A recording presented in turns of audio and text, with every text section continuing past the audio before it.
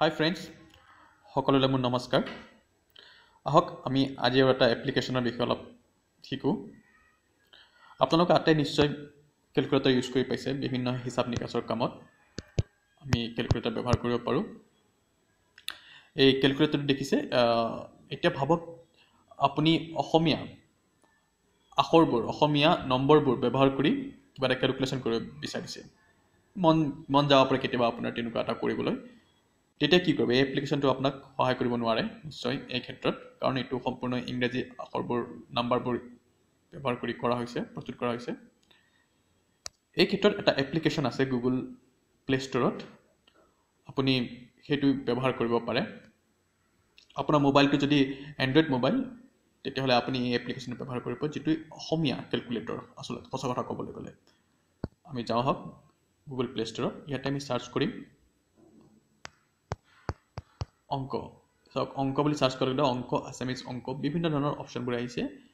আমি অংক Assamese search কৰিলোঁ। ইয়াত 3 নম্বৰ যিটো অপশ্যন দেখিছে অংক, সেইটো চিলেক্ট কৰক, অংক আছামিজ কেলকুলেটৰ। হয়, ইয়াক ইনষ্টল কৰক। অতিকৈ কম চাইজৰ এপ্লিকেশ্যন, মাত্ৰ 893 KB, একদম অলপ স্পেচ লৈ এপ্লিকেশ্যনটো। আপুনি এইখিনি স্পেচৰ কথা আপুনি চিন্তা কৰিব নালাগে। ইনষ্টল কৰক, একচেপ্ট কৰক।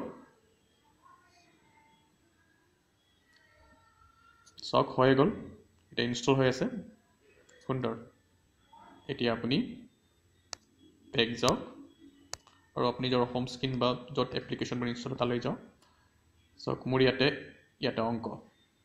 অংক ইনষ্টল হৈছে। অন কৰিছোঁ মই অংক।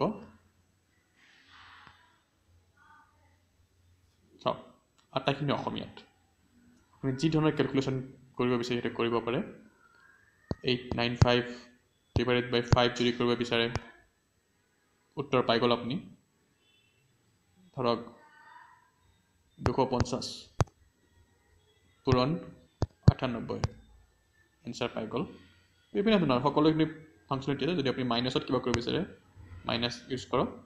আকৌ দেখুৱাইছোঁ, প্লাছ মাইনাছ, যিটো প্লাছ বাৰ মাইনাছ লিখা আছে সেইটো চিলেক্ট কৰক, মাইনাছ প্লাছ, আকৌ একেটো 24250000। চাওক, সকলো ধৰণৰ সুবিধা আছে। আপুনি যেনেকুৱা বিচাৰে, দশমিকত যদি কিবা কৰিব বিচাৰে এইটো ব্যৱহাৰ কৰিব পাৰে। কেনচেলৰ কাৰণে এইটো বাটন আছে, ইউজ কৰক। যদি আপুনি কিবা এটা লিখাব যাতে আকৌ শূন্যলৈ ঘূৰি যাব বিচাৰে, বাতিল ব্যৱহাৰ কৰক।